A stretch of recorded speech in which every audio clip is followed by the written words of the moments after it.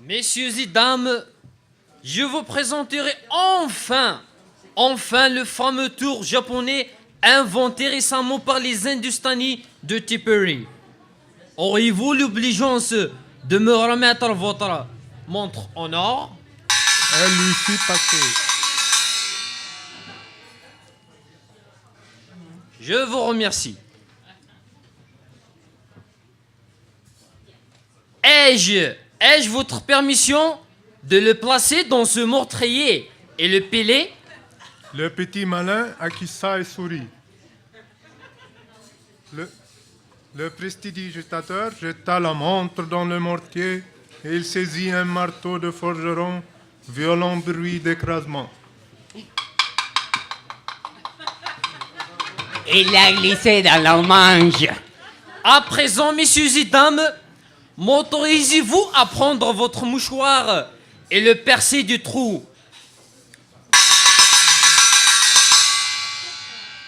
Je vous remercie. Que vous voyez là, aucun tromperie.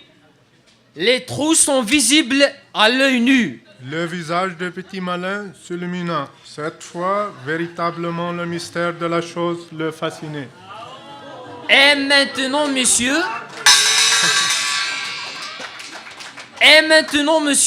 auriez-vous l'extrême intelligence de me passer votre chapeau de soie et de m'autoriser à le piétiner? Je vous remercie. Le prestidigitateur esquisse quelques pas rapides sur le haut de forme, puis le montre écrasé, méconnaissable. Pourriez-vous à présent ôter votre col et m'autoriser à le brûler sur cette bougie?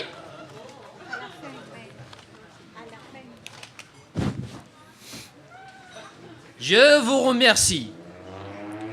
Puis-je avoir vos lunettes afin de les réduire aux poussières d'un coup de marteau?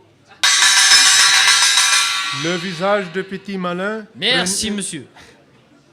Le visage de petit malin prenait une expression de surprise.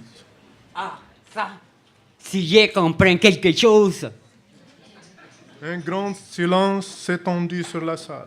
Puis le prestidigitateur se dressa de toute sa taille et tout en jetant au petit malin un regard de plus souverain mépris, il conclut. Messieurs et dames, je vous fais remarquer qu'avec la présence de ce monsieur, j'ai successivement brisé sa montre, brûlé son chapeau, écrasé ses lunettes et effolé au pied son chapeau. S'il veut me donner encore le droit de peindre de raie rouge sur son par-dessous, ou de faire un nœud avec ses bretelles, je serai enchanté de continuer à vous distraire. Dans le cas